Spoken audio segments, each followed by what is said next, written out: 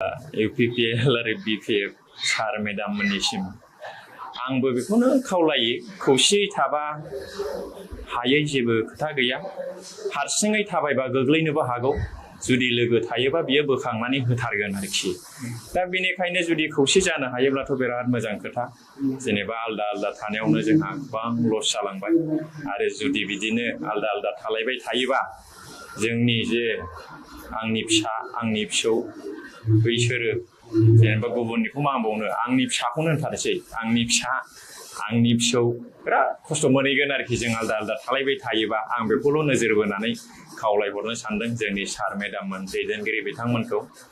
दा थैबानो जोब्बाय दा थैनायनि सिगां मोजाङै गोरोबलायनानै अनलायनानै समाजनि हाबा मावनानै गुबुनखौ गावखौ बायदि अननानै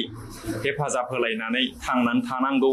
बे उजिगासेयाव आं बेखौ सानो बेनिखायनो गोरोबलायनांगौ आरोखि मानोना जिबनाव जोनोम हाबा थैनाय बे मोनथामा एखेबारे बारग'नो हायै एरायनो हायै मोनसे खान्थि दा जोनोम जाबाय हाबा जाबाय रायजो जाबाय अनलायबाय बयहाबो फेमिलि दं आरो थैगोन खाथां बोरै बेसेबां थानो 80 बोसोर थागोन दानि हाजार जेसे गिदिर माहाजोन जाया मानो जेसेबां गोजौआव पावार थाया मानो थैखागोन दा थैयोब्ला जोब्बाय बेनिखायनो थैनायनि सिगां अनलायनांगौ गोरोबलायनांगौ हेफाजाब होलायनांगौ आरोखि बेयाव बिदा फंबाय नांलायनाय बखिलायनाय भुलाथ' बयनाबो जायो सोरना भुल जायाखै जाय मानसिया गावखौ आंना जेबो भुल जायाखै होनदों बेखौनो मोजां हाबाखौनो मावफेराखै आरोखि he has no experience about that direct आरोखि आंथ' सिगां बिदिनो खनोमोन मेथाइबो बिराद गोरोबनायनि अनलायनायनि खौसेनि बिराद मेथाइ खनबोदों आङो दाब दाब जायगायाव सेरजा दामनानै आरोखि बेखौनो आं सच्चि खननो सानदों आरोखि दिनै बहा थांखो जोंनि गोथार अनज्लायनाया थैस' थांस'नि रादाय खानानै सनानि न'खर दानायनि सिमाङा बायफ्लेलांबायसो थेर बेथेर जोंनि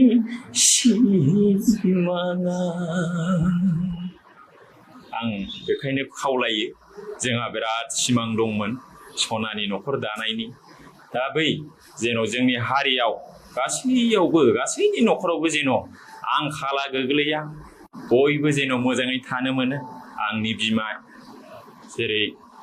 आंनि जाथि बंस'नि बिमा आंनि हारिनि बिमा बिफा बिदा फंबाय जेन' बयबो ओंखाम मोनजायो आरोखि रसा नाङा आलाय सिलाय जानाङा बै समनि बायदि बिनि जुनै गोरोबलायनांगौ आरोखि जुदि गोरोबलायाबा गावबागाव पार्सनेल' माहाजोन जागोन गुबुना रसा नांगोन आरोखि बे खाथांखा जेनेबा आङो माबा मोनसे पर्टफलिय' दं आं माबा मोनसे मावो पार्टियाव बा बिजनेसाव बा कन्ट्रेक्टराव बे हारसिङैसो माहाजोन जागोन हारसिङै गारि बायगोन हारसिङै न' लुगोन ओमफ्राय जुदि बैसोर जोंहाथ' बिराद सुबुं माहारिफोर दं जोंनि हारियाव जायफ्रा दासिमबो रसा नाङो दासिमबो रसा नांनाय दासिमबो सानसेयाव खेबसेल' ओंखाम जाग्राबो दङ जोङो गामि गामि थाङोब्ला नुयो आरोखि दा बेनिखायनो आं खावलायबाय खौसे जानांगौ आरो जानो हाथाराबा बे गावबा गावनि मामला आंहा बेयाव जेबो बुंनांगौ गैया आरो आखु दुखु मोननांगौबो खोथा गैया आंनि पार्सनेल आं निउट्रलनि जानानै आं बे बाथ्राखौ बुंबाय आंहा रावजोंबो बिदि लेना देना गैया खिन्थु आं खौसेथिखौ मोजां मोनो मानोना divided we fall united we stand डाइरेक्टखा जोङो गावस्रा गावस्रि जायोबा जोङो एखेबारे गोग्लैगोन आरो जों खौसेथि जायोबा जोङो गोथों मोजां डेस्टिनेसनाव जों सहैथारो बा सहैगोन आं मा गोबाव बाथ्रा बुंबावनो नोंथांनाव बे मोनसे बाथ्राखौ आङो सोंबावनो सानदों जिहेतु मिरु एबसुनि आफादगिरि बिथां दिपेन बर'आ मोननै रिजनेल पार्टि इउपिपिएल आरो बिपिएफखौ ज' जानानै खौसेथि बिसायख'थि गेलेनांगौ थारैनो नोंथाङा बे खावलायनायखौ गराय गोजोननाय दं औ आंनिबाथ' मा बिपिएफ इउपिपिएल गासैबो गोरोबनांगौ आंना एबसु आरो बर' साहित्य बा कालचार बा बड' फिल्मनि बे एस'सिएसन गासैबो खौसेयै जुदि माबा मोनसे डाइरेक्टलि इनडाइरेक्टलि जुदि सापर्ट होलायोबासो जागोन आरोखि बे मोननैजोंल'बो जानाय नङा बे माने एना एनिजोंनो जेबो जानाय नङा आरोखि जोंनि साननाय जोंनि जे लुबैनाय हास्थायनाय जोंनि जे आसल डेस्टिनेसन सिमां बे माब्लाबाबो जानाय नङा आरोखि खंख्ला जानानै थागोन ओंखायनो बयबो आरोखि बे जेनेबा दिनै पलिटिक्सनि जुनै BPF जों UPPL जों हारसिङै सरकार दानो हाया बिनि जुनैसो बिसोर खौसेथि जानो थांगासिनो दं नंगौना नङा डाइरेक्ट सिदा खोथा बेखौ नाबालक आगे जाम्बाब्लाबो बेखौ आं बुजिनानै मोनदांखायो दा बेजोंल' बोरै जानो जा हारिनि थांनानै थानाय थैनाय खस्थ' मोननाय बेसो आंना बे सरकार दानो गादियाव गाखोदो बेनि जुनैसो खौसेथि जाफ्लानाय